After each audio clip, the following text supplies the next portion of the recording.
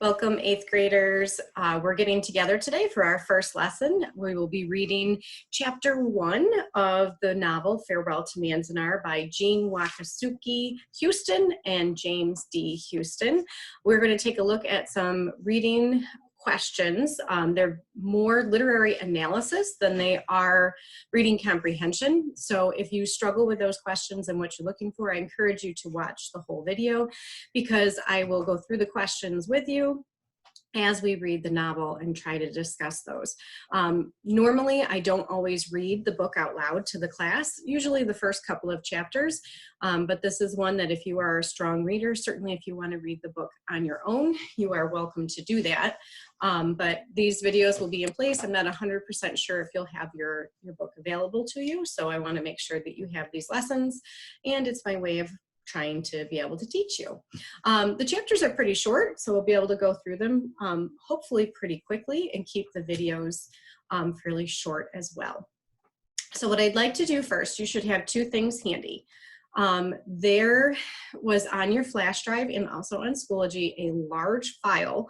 I think it just is called Farewell to Manzanar, and it's a PDF. It contains the questions for every single chapter in our book. I believe there's 22 chapters altogether. Focus on one chapter at a time. Don't worry about scrolling through that whole big file. We'll take a look at them together. So I want to share my screen with you so that you can see what I'm referencing. When you open the file, it will look like this. You'll see Farewell to Manzanar study questions, and then here we have chapter 1. So we're going to take a look at these chapter 1 questions together. I do just want to share with you and give credit that these I purchased from Teachers Pay Teachers. These questions are put together by Laura Randazza. So chapter 1, actually let me go back up here. It does tell you to record your answers on a separate sheet of paper.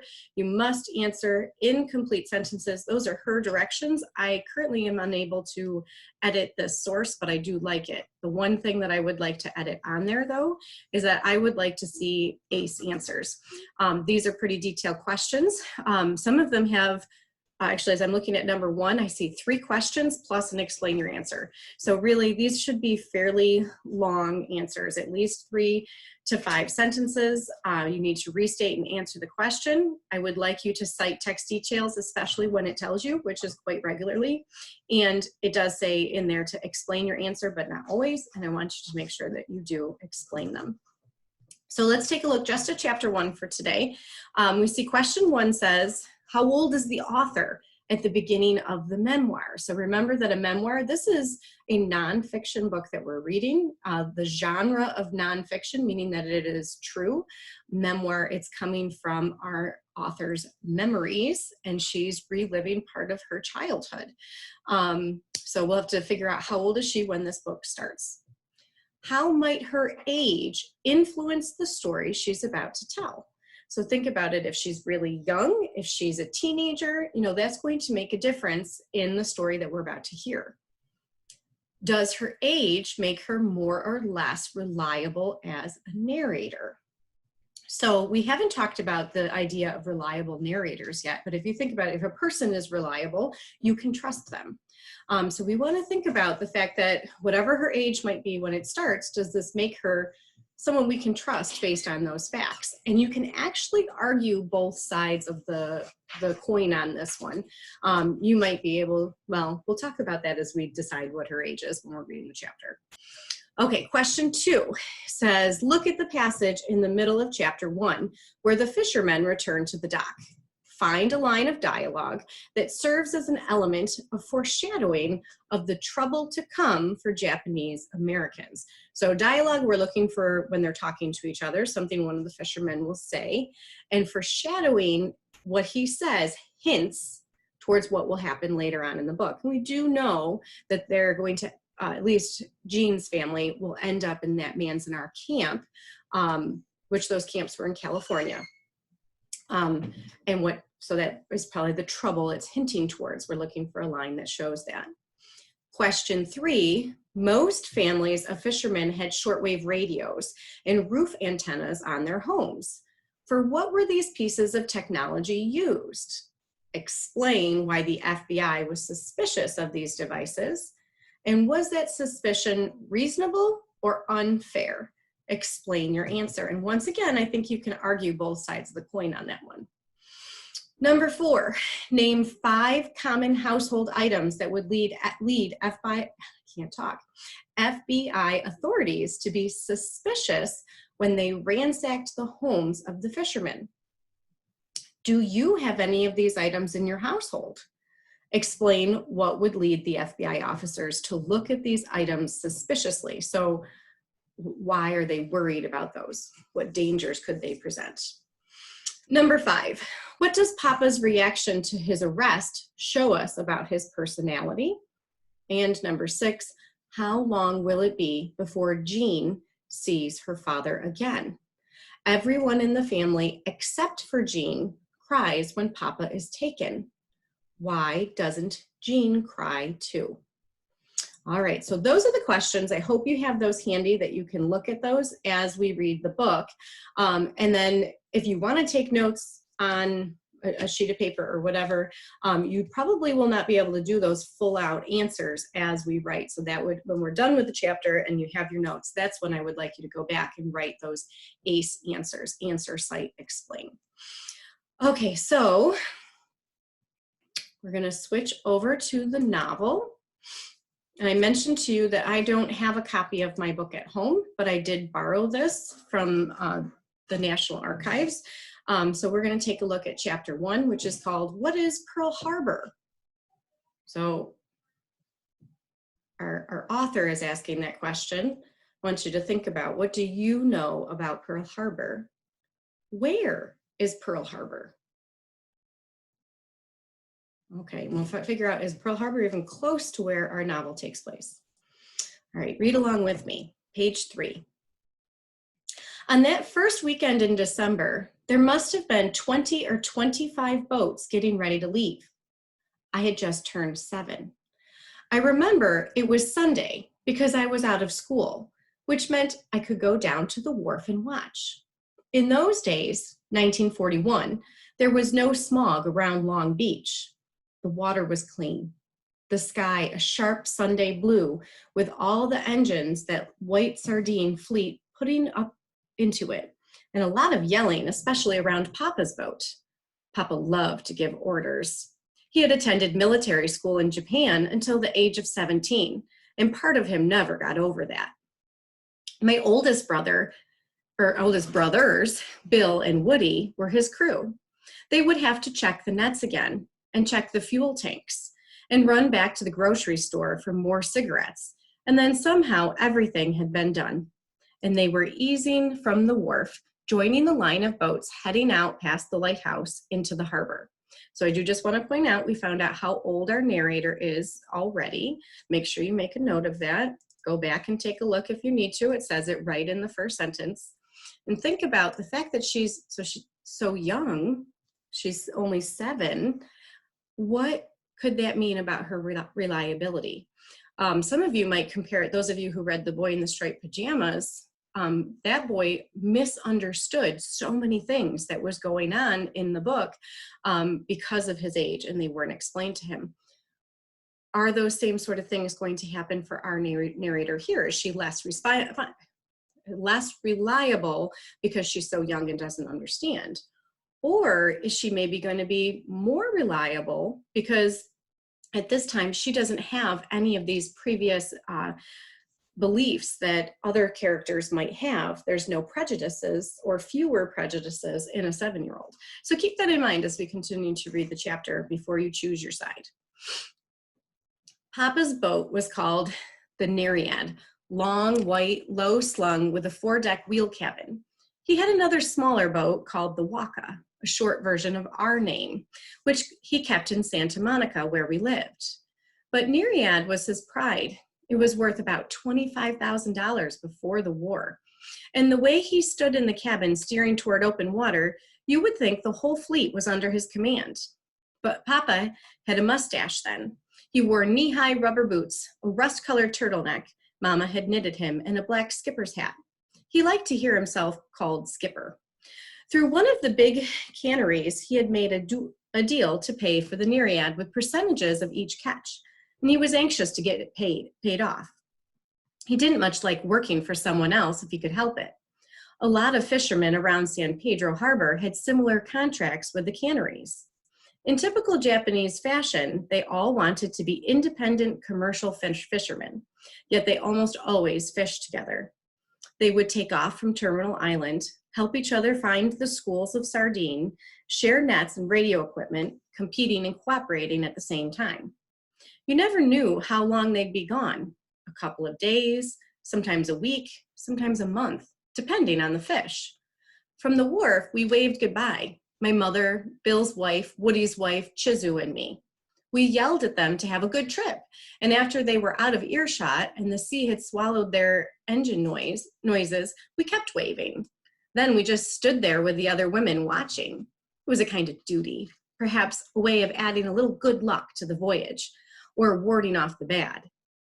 It was also marvelously warm, almost summery the way December days can be sometimes in Southern California. When the boats came back, the women who lived on Terminal Island would be rushing to the canneries. But for the moment, there wasn't much else to do. We watched until the boats became a row of tiny white gulls on the horizon. Our vigil would end when they slipped over the edge and disappeared. You had to squint against the glare to keep them sighted, and with every blink, you expected the last white speck to be gone. But this time, they didn't disappear. They kept floating out there, suspended, as if the horizon had finally become what it always seemed to be from shore, the sea's limit, beyond which no man could sail.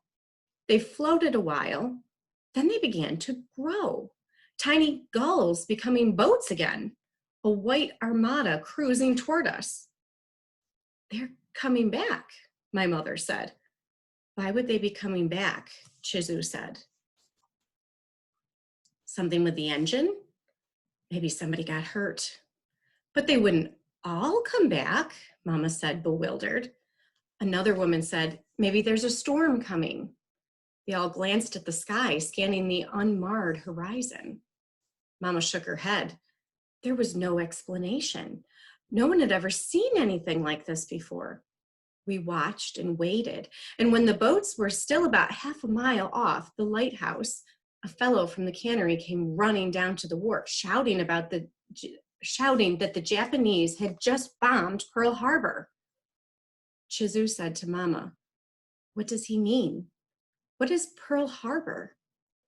Mama yelled at him, "What is Pearl Harbor?" But he was running along the docks like Paul Revere, bringing the news, and didn't have time to explain. That night, Papa burned the flag he brought with him from Hiroshima 35 years earlier. It was such a beautiful piece of material. I couldn't believe he was doing that. He burned a lot of papers too, documents, anything that would suggest he still had some connection with Japan. These precautions didn't do him much good. He was not only an alien, he held a commercial fishing license, and in the early days of the war, the FBI was picking up all such men, for fear they were somehow making contact with the enemy ships off the coast. Papa himself knew it would only be a matter of time. They got him 2 weeks later, when we were staying overnight at Woody's place on Terminal Island. 500 Japanese families lived there then, and FBI deputies had been questioning everyone ransacking houses for anything that could conceivably be used for signaling planes or ships, or that indicated loyalty to the emperor. Most of the houses had radios with a shortwave band and a high aerial on the roof, so that wives could make contact with the fishing boats during these long cruises. So notice it points out right there what they use those for in their house, okay? So that's part of the one question. But to the FBI, every radio owner was a potential saboteur. It's a saboteur, sabotage, right? They could be contacting Japan and sharing information about the states. The confiscators were often deputies, sworn in hastily during the turbulent days right after Pearl Harbor. And these men seemed to be acting out the general panic, seeing sinister possibilities in the most ordinary household items. flashlights, kitchen knives, cameras, lanterns, toy swords. My daughter just shone a flashlight in my eyes earlier today. I asked her not to do that. I just helped put the kitchen knives away after we emptied the dishwasher. I don't think I have a regular camera anymore, but I've got one on my phone. A lantern, we have those handy in case the power goes out or when we go camping. And believe me, I've been hit with my fair share of toy swords from my son. I have all of those things in my house. Do they sound dangerous? I don't really think so.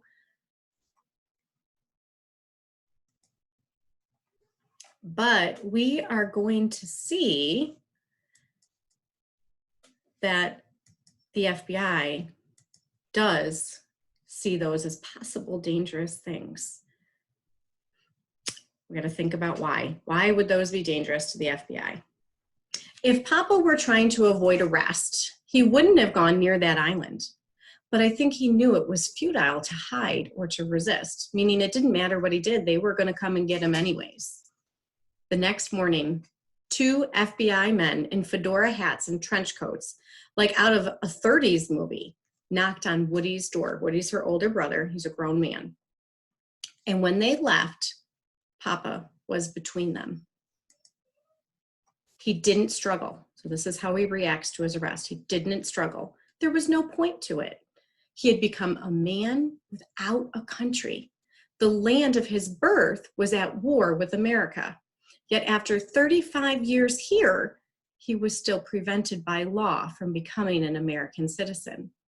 He was suddenly a man with no rights who looked exactly like the enemy. So what we looked at yesterday, Papa would be considered to be an EC. He would be one of the first generations here in the country, but he was born in Japan. However, he chose to leave Japan, so he's not really affiliated with them anymore. And by law, he is not allowed to become a naturalized citizen in America. So he's torn between these places. The country he lives in doesn't trust him. They're arresting him. He has no choice, but yet he doesn't have a country in Japan, in Japan either. About all he had left at this point was his tremendous dignity.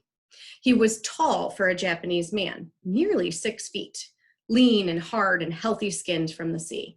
He was over 50, 10 children, and a lot of hard luck had worn him down. He'd worn away most of the arrogance he came to this country with, but he still had dignity, and he would not let those deputies push him out the door. He led them. So what does this say about Papa? What kind of a man is he? We know he has dignity. He's very proud. He's not going to let them push him around. He's going willingly, but he's going to stand tall as he goes. Mama knew they were taking all the alien men first to an interrogation center right there on the island. Some were simply being questioned and released. In the beginning, she wasn't too worried. At least she wouldn't let herself be. But it grew dark and he wasn't back. Another day went by and we still had heard nothing. Then word came that he had been taken into custody and shipped out. Where to or for how long? No one knew. All my brother's attempts to find out were fruitless. What had they charged him with?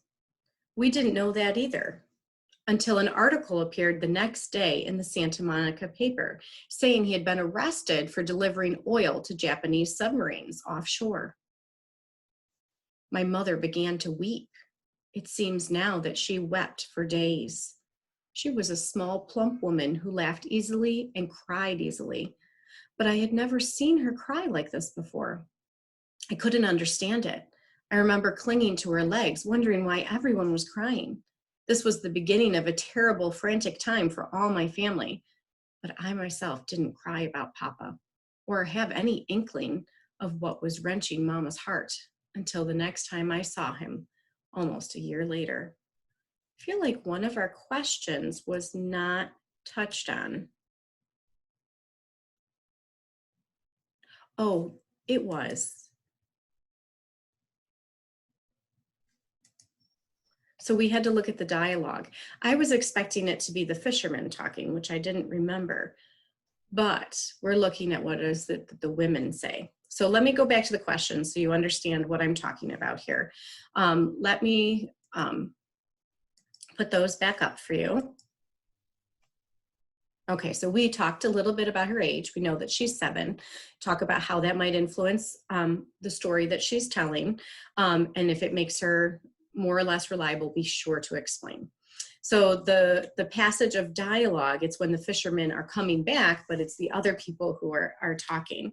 What could that foreshadow? How is this hinting towards that danger of those arrests? So if we go, oops, sorry, I forget that I have to do a new share, otherwise you won't be able to see it. If we go back to here, this is that dialogue that they're referencing. Which one of these could be hinting towards something else? Pick one of them, and there's more than one possibility, even though the answer key gives one, but I see some other possibilities that you could explain. So pick out something that they're saying that hints towards the other. Okay, and then those other questions, just to make sure we're clear. Most families had that shortwave radio and roof antennas on their homes. For what were these pieces of technology used? It does tell you, the women are using them to contact the fishermen, but the FBI are suspicious because they could be contacting Japan. And then this next part, what was that suspicion reasonable or unfair? Be sure to explain what you're saying there. The 5 common household items, we talked about those. I have them. Do you? Tell whether or not you do, and explain why they would look at those suspiciously. Now, that's going to take some inferencing because I don't believe it came right out and told us. Why could a toy sword be suspicious? Why would a flashlight be suspicious? What could they be doing with those things? And I want to remind you that this is a fisherman's family, that they are on the shore. Okay, so keep that in mind of where they are located. Our setting for this family is in California on the shore. And I know we are completely on the other side of the country. We are not anywhere near Japan. But California, if you look at the map to Japan, they're a little closer. That's why so many of the Japanese ended up in California and not New York. Number 5, what does Papa's reaction to his arrest show about his personality? I've touched on that. And then how long will it be before she sees her father again? Did we answer this? Everyone in the family cries when Papa's taken. Oh, it does answer that. So make sure you go back and look carefully. And does Jeanne cry? Why doesn't Jeanne cry too? So I'm going to go back to those last few pages just to make sure that we are clear before we wrap up for today. So within here, they'd hoped it would be nighttime, right? And then we learned how much longer it was because I don't know if we got the real date, but we know that he was arrested for selling or delivering oil to Japanese submarines offshore. Whether true or not, we don't know. Mom begins to cry because she knows of that. Why doesn't Jeanne? All right, that is it for the first chapter. We're going to wrap that up for today. And for the other part I would like you to do is to make sure that you answer those questions, and preferably if you could submit them to Schoology for me. I'm probably going to have it in as chapter 1 and 2 together, but if you want to submit them as 2 different revisions, that's perfectly fine. And I'm also going to, if you can't get it to Schoology, if you could take a picture and send it to me or email it to me. Thank you. All right, have a great rest of your day.